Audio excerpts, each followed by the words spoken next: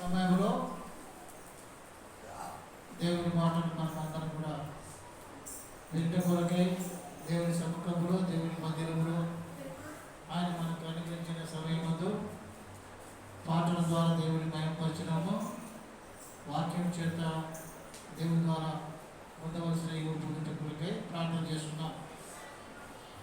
సర్వకృపాని దేవుడు మా తండ్రి, మమ్మల్ని మిక్కిలిగా ప్రేమిస్తున్న గొప్ప దేవ, నిన్న నేడు నిరంతరం ఒకటైన మీరు మమ్మల్ని మా అంతరంగములను కలగజేసి ఏమైనా ఎరిగి మా క్రియల చొప్పున మా ప్రతిఫలం ఇచ్చి దినాన్ని ఇప్పటి వరకు చూసే భాగ్యం అనుగ్రహించినందుకై మీ మందిరంలో చేరి చిన్న మందగా పాటల ద్వారా నేను మహిమపరిచినైనా ఇప్పుడు వాక్యం చేత మా హృదయాన్ని ఇప్పుడు సిద్ధపడుతుండగా మీ దాసులైన మాటలోని మాట్లాడి మహిమ పొందమని, మాట్లాడడం మీ శక్తిని అనుగ్రహించి మహిమ పొందమని, వీరిటకు ప్రతి ఒక్కొక్కరికి మాకు జ్ఞానం హృదయం కలిగజేయమని యేసుక్రీస్తు నామమున ప్రార్థించి వేడుకుంటున్నాము తండ్రి, ఆమేన్.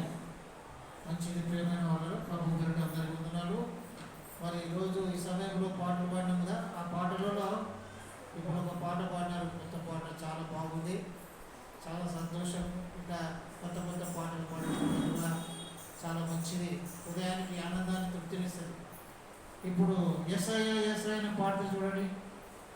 ఇక్కడ మనవరాలు అందరూ నాకు అందరూ ఉన్నారు కదా, వీళ్ళలో ఒక మనవరాలు, చిన్న మనవరాలు ఈ పాట చాలా ఇష్టం.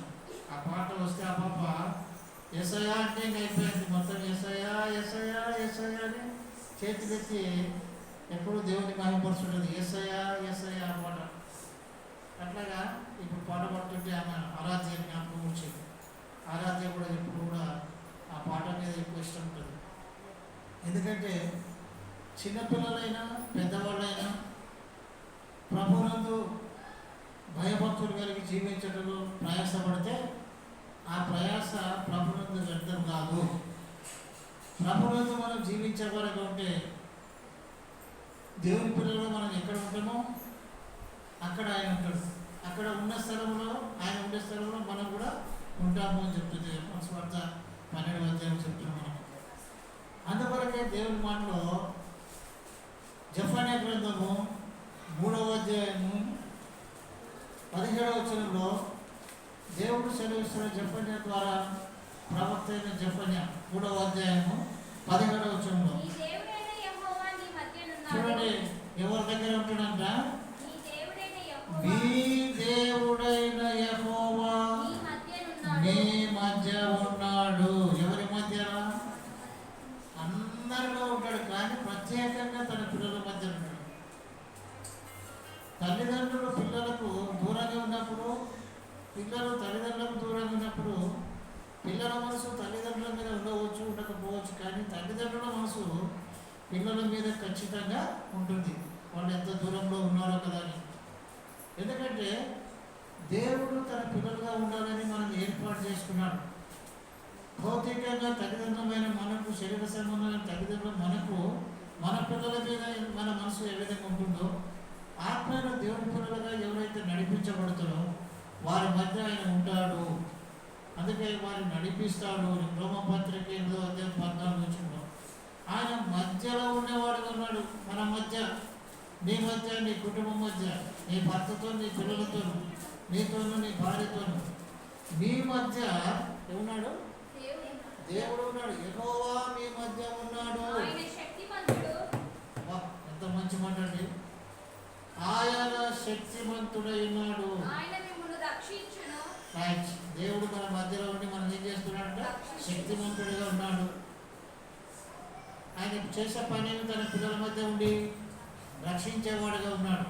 ఫస్ట్ పాయింట్లో యెహోవా మీ మధ్య ఉన్నాడు, ఆయన శక్తిమంతుడైనాడు. బాగా వినాలా, ఆయన మిమ్మును రక్షించును. ఆయన తన ప్రజలైన వారిని వారి పాపము నుండి రక్షించుట కొరకై ఈ లోకానికి వచ్చినాడు. మానవుడైన దేవుడుగా ఈ లోకానికి వచ్చినాడు, శిశువుగా జన్మించినాడు. అందుకే ఆయన తన ప్రజలను వారి పాపము రక్షించుట కొరకై ఈ లోకానికి వచ్చినట్టుగా శక్తిమంతుడైన దేవుడైన. ఫస్ట్ పాయింట్ ఆయన మీ మధ్యలో ఉన్నాడు. రెండో పాయింట్ ఆయన శక్తిమంతుడై ఉన్నాడు. ఏ దాని మీద శక్తిమంతుడుగా ఉన్నాడు? కేవలం ఒకరి మీద కాదు, సర్వ సృష్టికి ఆధారభూతుడైనాడు కాబట్టి ఆయన అన్నిటి మీద శక్తి గలవాడైనాడు. అన్నిటినీ కలగజేసిన వాడిగా ఉన్నాడు కాబట్టి ఆ శక్తిమంతుడైన దేవుడు నిన్ను రక్షించడానికి సిద్ధంగా ఉన్నాడు. ఆ శక్తివంతుడైన దేవుడు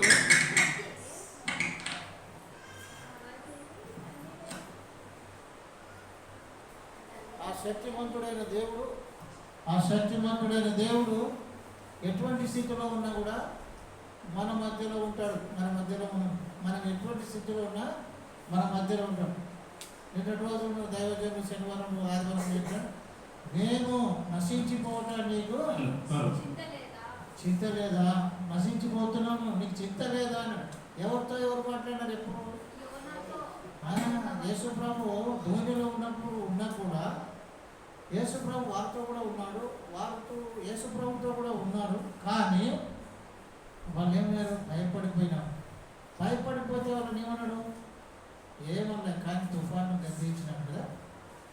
ఆయన గద్దించడం వలన నెమ్మది అయిపోయింది. మరి ఆయనకు ఆ శక్తి ఉంది.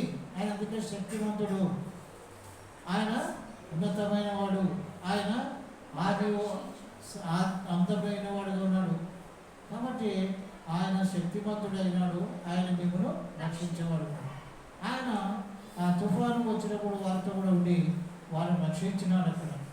అందుకని నేను చాలా గొప్పవాడు అని చెప్పేసి అని వాళ్ళు తెలుసుకున్నాను. మరి నిజంగా మనం అందరం కూడా దేవుడు మనతో కూడా ఉన్నాడు, మనల్ని చూస్తున్నాడని ఎవరైతే తెలుసుకుంటారో వారు లోకంలో ఉన్న పాపానికి దూరంగా దేవునికి సమీపంగా ఉండి బ్రతుకుతారు. దేవునికి సమీపంగా ఉన్నారంటే వాళ్ళు దేవుని శక్తిని ఎరిగిన వారైనారు, దేవుని యొక్క జ్ఞానాన్ని ఎరిగిన వారైనారు. అందుకే దేవుని శక్తి ఎటువంటిది అంటే మా మొదటి కొరింథీ 11వ అధ్యాయం 18-19లో నశించిపోతున్న వారికి క్రీస్తుని గురించిన స్వార్థ వెర్రితనము, రక్షింపబడుతున్న మనకు సిలువను కూర్చిన వార్త, నశించుచున్న వారికి వెర్రితనము కానీ రక్షింపబడుచున్న మనకు ఆ దేవుని శక్తి ఆ తుఫాన్లో ఉండి బాధపడుతున్న వారిని కనపడుతుంది. ఆ దేవుని శక్తి షడ్రక్ మేషక్ అబేద్నెగోయిన వారిని కాపాడగలిగింది. ఆయన శక్తి ఏమైందో తెలుసుకున్నాడు రాజు, అన్యుడైన రాజు. మరి మనం కూడా ఆయన శక్తిని తెలుసుకోగలిగినప్పుడు మన మధ్య ఉంటాడు, శక్తిమంతుడుగా ఉంటాడు, మనం రక్షించేవాడు ఉంటాడు. నెక్స్ట్ చదవమని ఆయన మిమ్మల్ని రక్షించును, ఇప్పుడు మనం రక్షించడానికి, మనతో ఉండడానికి ఆయన సంతోషిస్తాడంట. ఎప్పుడు మనం ఆయన మాట ప్రకారంగా జీవిస్తే, ఆయన మన ప్రవర్తన అంతటి మీద ఆయన అధికారానికి ఒప్పుకొని జీవిస్తే ఆయన మనల్ని చూసి సంతోషిస్తాడంట. ఏ విధంగా అంటే పెళ్లి కుమార్తెను చూసి సంతోషించినట్లు ఆయన నిన్ను గురించి సంతోషిస్తున్నాడు. ఎందుకంటే నా పిల్లల మధ్య నేనున్నాను, నా మధ్య వారున్నారు. మనం అందరం కూడా మన పిల్లలు దేహంలో భౌతికంగా దూరంగా ఉన్నాం, ఆత్మలో మనం సమీపంగా ఉన్నామని చెప్పిన అపోస్తలుడైన పౌలుడు, నేను శరీరకంగా మీరు దూరంగా ఉన్నా ఆత్మలో నేను ఎప్పుడు సమీపంగానే ఉన్నాము అని చెప్పాడు. మరి ఆత్మైన దేవుడు మనకు సమీపంగా ఉన్నాడు, మనతో కూడా ఉన్నాడు, మనలో నివసించి సంచరిస్తున్నాడు, మనల్ని ఆశీర్వదిస్తున్నాడు. అందుకొరకే ప్రతి ఒక్కరు కూడా దేవుని శక్తిని ఆధారం చేసుకోవాలి. కానీ మనుషుల శక్తిని ఆశ్రయించి, మనుషుల శక్తిని ఆధారం చేసుకొని, మనుషులను దేవుడుగా ఎంచుకొని, మనుషులు చేసిన వాటిని దేవుడుగా ఎంచుకొని, వాటి బలాన్ని, వాటి శక్తిని మరి ఆధారం చేసుకొని బ్రతికితే మనకు వచ్చేటువంటిది నష్టం. మనకు వచ్చేటువంటి ఆశీర్వాదం అంటే పాతాళమైన ఆశీర్వాదం. దేవుని శక్తిని ఎరిగిన వారి నుండి, దేవుని యొక్క మహిమను ఎరిగిన వారు ఉన్నారు, ఆయనను కనపరిస్తే ఆ శక్తి దేవుని శక్తి ఉంటుంది. మొదటి కొరింథీ 2వ అధ్యాయంలో అపోస్తలుడైన పౌలు వస్తున్నాయి. అపోస్తలుడైన పౌలు సెలవిస్తున్నాడు.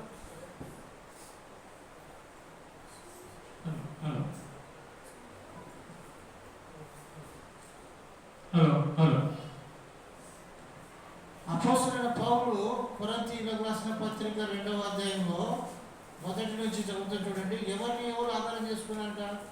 వారు విశ్వాసముగా ఉన్నా కూడా విశ్వాసం లేని వారిని నడుస్తూ దేవుని శక్తిని ఆధారం చేసుకోకుండా మనుషుల శక్తిని ఆధారం చేసుకొని బ్రతుకుతున్నాడు. అందుకే పౌలు అంటున్నాడు, నేను చదువుతాను చూడండి.